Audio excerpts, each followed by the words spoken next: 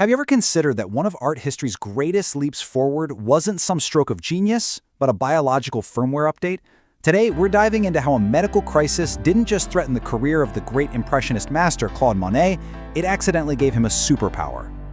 For decades, Monet was the absolute master of color and light. I mean, the man was obsessed with capturing every subtle shift in a scene. But then, in the 1910s, his legendary vision started to fail. And that crisis forced a truly unbelievable update to his perception of reality itself. So, to really get how critical his vision was, you have to hear how his peers talked about him. His contemporary, the one and only Paul Cézanne, he summed it up just perfectly. What a compliment, right? But it also opens up a pretty terrifying question.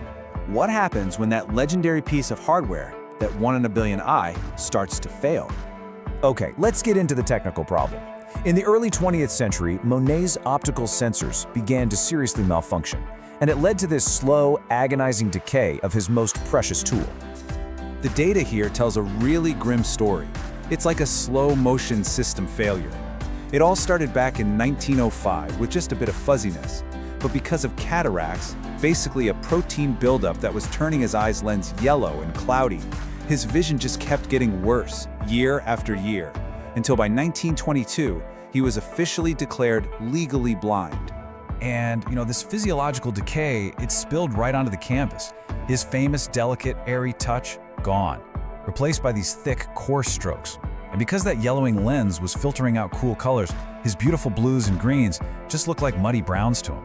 So what did he do? He started cranking up the reds and yellows to compensate, until his beloved gardens, well, they started to look like a vision of hell. And this comparison just says it all.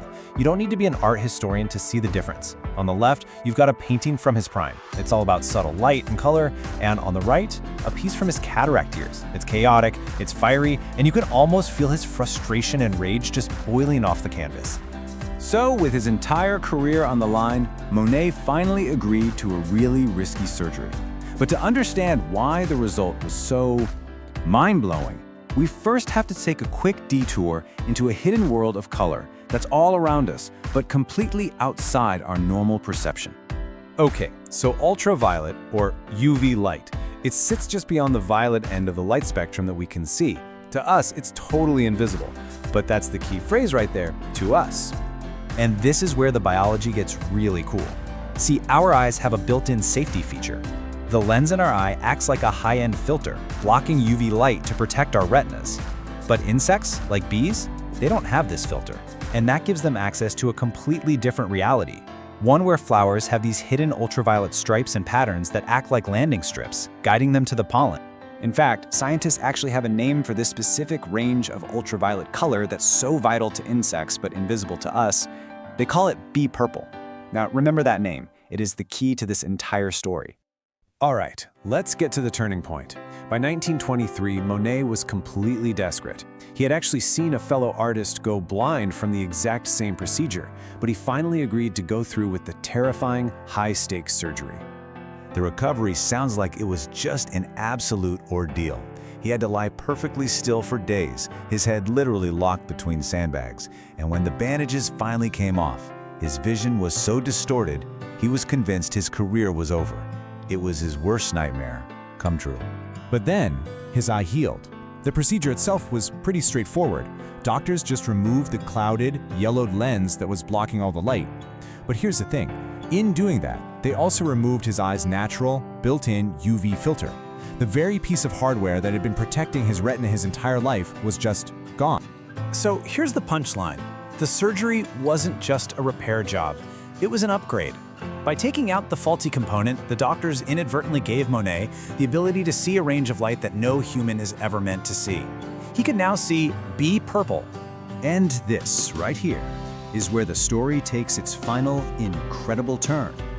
Because this new reality didn't just change how he would paint in the future, it completely recontextualized the paintings he made during his darkest, blindest years. So after the surgery, Monet went back to his beloved water lilies, but he was seeing them in a whole new way. His paintings from this period are just filled with these strange blues and violets that, well, they don't really look like that to the rest of us. And scholars are pretty convinced that this was his attempt to paint the ultraviolet world he could now see, that purplish aura on the flowers that only he and the bees could perceive. This newfound perception also makes you look at his older, diseased paintings completely differently. Were they really just the product of a failing eye, or was something else going on entirely? Well, the modern art world has a fascinating take on this. Monet, for his part, saw those fiery, chaotic paintings as total failures. But art historians, they see an accidental breakthrough. The raw, emotional use of color, the thick paint, it was a style that cared more about intense feeling than realism. It was an unintentional preview of the next great art movement, abstract expressionism. And here is the ultimate irony in all of this. Monet absolutely despised these works. He said he would be seized by a frantic rage just looking at them. In fact, he was so disgusted by what he saw as their ugliness that he famously took a penknife and just slashed several of them to ribbons. So what's the big takeaway here? Monet's story is just this incredible reminder that sometimes progress doesn't come from perfection. Sometimes it's the glitches, the errors, the biological bugs in our own hardware that accidentally become features and end up pushing our entire culture into a future that nobody ever could have predicted.